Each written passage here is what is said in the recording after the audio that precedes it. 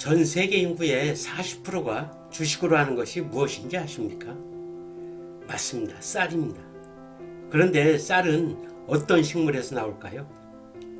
나이가 드신 분들이야 이게 질문이야 뭐야 라고 말씀하시겠지만 요즘 학생이나 젊은 사람들은 모르는 분도 있지 않을까 생각되는데요. 정답은 벼입니다. 오늘은 벼의 모든 것을 알아보도록 할 건데요. 벼가 쌀이 되는 과정과 쌀에 대한 재미난 이야기들이 많이 있으니까요. 영상을 끝까지 시청해 주시기 바랍니다. 식물에 대해 알고 싶으신가요? 그럼 식물다큐 TV를 찾아주십시오. 이 안에 답이 들어 있습니다. 안녕하십니까. 식물다큐 TV의 강PD입니다. 오늘은 들어보셨나요? 정부미와 악기발이 라는 주제로 벼에 대해 알아보도록 하겠습니다. 먼저 벼의 생태적 특성을 알아보면 벼는 화분과의 한해살이 초본류로 동남아시아가 원산지이며 원래 습지에서 자라던 식물이기 때문에 물이 있는 논에서 자라는 식물입니다. 벼의 크기는 0.5에서 1m 정도이고 줄기는 속이 비어있고 마디가 있으며 잎은 가늘고 길게 올라옵니다. 8, 9월에 줄기 끝에 이삭이 나오고 2장의 껍질 안쪽에 꽃이 피며 6개의 수술과 1개의 암술로 되어 있고 꽃잎은 없습니다. 이삭에 달린 열매를 나락이라고 하며 나락의 껍질을 벗긴 것을 쌀이라고 부릅니다. 그럼 나락에서 쌀이 되기까지의 과정을 알아보겠습니다. 벼는 씨앗을 논에 직접 파종하는 것이 아니라 논의 일부 장소에 싹을 틔운 벽씨를 촘촘하게 뿌리고 어느 정도 크기로 묘를 길러 옮겨 심기를 하는데 묘를 길러내는 곳을 못자리라고 하며 요즘은 기계로 식재하는 게 대부분이기 때문에 육묘 상자에 벽씨를 뿌려 못자리를 대신합니다. 못자리에서 어느 정도 자라게 되면 모내기라는 이름으로 논 전체로 묘를 옮겨 심게 되는데 이곳에서 수확 때까지 일생을 살아가게 되며 이 기간을 영양생장기라 하는데 뿌리 부분에서 여러 개의 새로운 줄기가 늘어나는 분월 과정을 거치게 됩니다. 분월을 마치면 이삭이 나오고 꽃을 피우게 되는데 이 기간을 생식생장기라고 하며 이삭이 줄기 밖으로 나와 꽃이 피는데 꽃은 한낮에 열려 수술에서 꽃가루가 암술머리에 닿는 수분이 이루어집니다. 수분과 수정이 이루어지면 알곡이 익어가는데 이 기간을 성숙기라고 하며 이렇게 성숙기가 되면 녹색이던 벼가 차츰 누런색으로 변해 나중에는 황금벌판을 만들어냅니다. 벼가 익으면 수확을 하는데 예전에는 낫으로 일일이 베고 말려 타작이라는 방법 등 여러 단계로 수확 과정을 거쳤는데 요즘에는 컴바인이라는 기계를 활용하여 바로 수확을 합니다.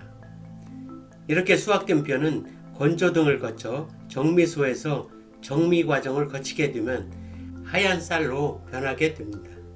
쌀의 종류로는 크게 자포니카와 인디카 두 종이 있는데 자포니카 종은 우리나라와 일본인들이 주식으로 하는 쌀로 나달이 짧고 둥글며 밥을 지으면 찰기가 있는 종이며 인디카 종은 나달이 길쭉하고 밥을 지었을 때 찰기가 없어 맛이 없는 쌀로 태국, 필리핀, 인도네시아 등에서 생산되는데 동남아 여행 시 밥이 끈기가 없고 불면 날아갈 것 같은 쌀이 인디카 종입니다.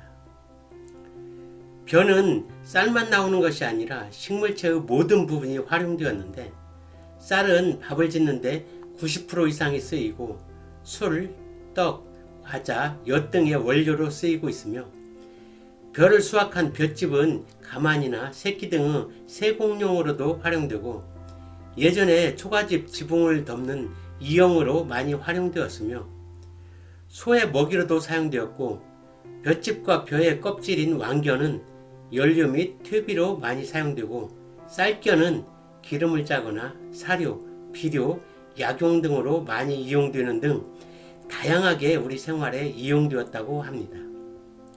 쌀은 세계 인구의 40% 정도가 주식으로 삼고 있는 곡식으로 세계 총 생산량의 90% 이상이 아시아에서 생산되고 있으며 쌀이 우리나라에 들어온 경로는 약 6천에서 7천년 전 인도에서 중국을 거쳐 우리나라로 들어오게 되었다는 설이 가장 유력하며 북쪽을 통해 들어온 벼농사는 남부로 전파되면서 벼의 생육 조건이 좋은 영남지방과 호남지방에서 특히 발달했다고 하며 이에 따라 우리나라는 쌀을 주요 농사로 삼았는데 이것은 기후와 풍토가 벼농사가 잘 되는 최적의 조건을 갖추고 있고 단위 면적당 생산량도 다른 곡물들의 추종을 불허할 정도였기에 주 농사로 삼았다고 합니다.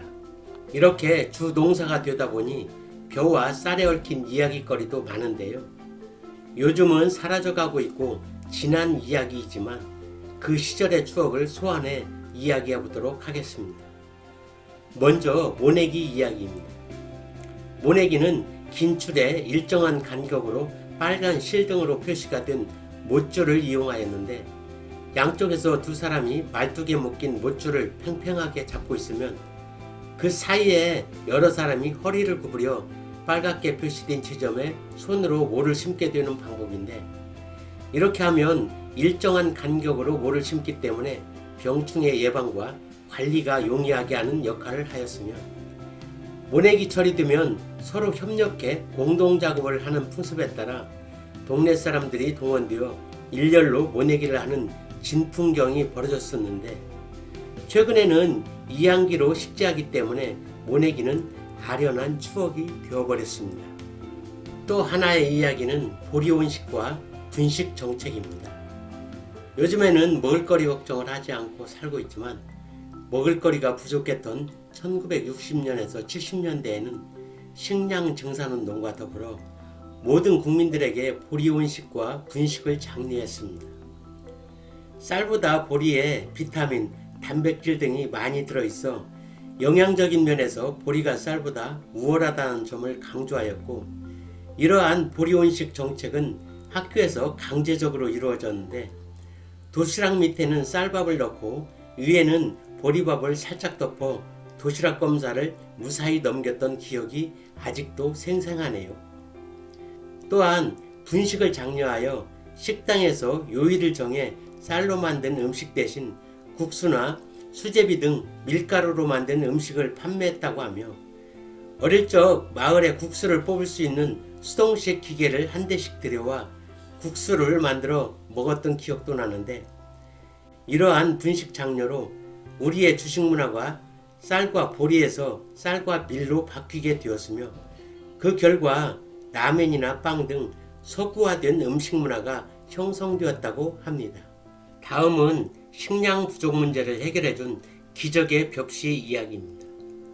1971년도에는 벼의 다수화 품종으로 통일벼라는 품종을 만드는데요. 정부가 식량의 자급자족을 위해 정책적으로 개발한 통일벼는 정붐이라고도 불렀으며 기존의 벼보다 단위 면적당 생산량이 40%를 넘게 생산되어 단군 이래 최대의 수건이었던 식량 부족 문제를 해결해준 기적의 벽시라는 말까지 나왔다고 하는데 일반 벼에 비해 찰기가 적어 맛이 떨어지고 벼의 키가 작아 볏짚도 사료나 연료용 이외에는 쓸모가 없었습니다. 당시에 가장 품질이 좋았던 쌀은 일반미 중에서도 악기발이라는 품종이었는데 쌀이 차지고 밥맛이 좋아 농가에서 가장 선호하는 품종이었지만 정부에서는 쌀 증산을 위해 악기바리의 재배는 금지하다시피 하였는데 1991년부터는 통일벼가 쌀 생산량 과잉의 주범으로 취급받아 정부에서는 통일벼 벽시의 공급을 중단했다고 합니다. 이것으로 들어보셨나요? 정부미와 악기바리 라는 주제로 벼에 대해 다양한 이야기들을 알아보았는데요. 옛 이야기에 고개를 끄덕이며 향수에 젖으신 분들이 많이 계실 것 같은데요. 오늘은 옛 그리움을 소환하여 추억을 회상해보는 것도 재밌을 것 같다는 생각을 하면서 오늘의 모든 영상을 마칠까 합니다. 구독과 좋아요를 부탁드리면서 지금까지 식물다큐TV의 강PD였습니다. 감사합니다.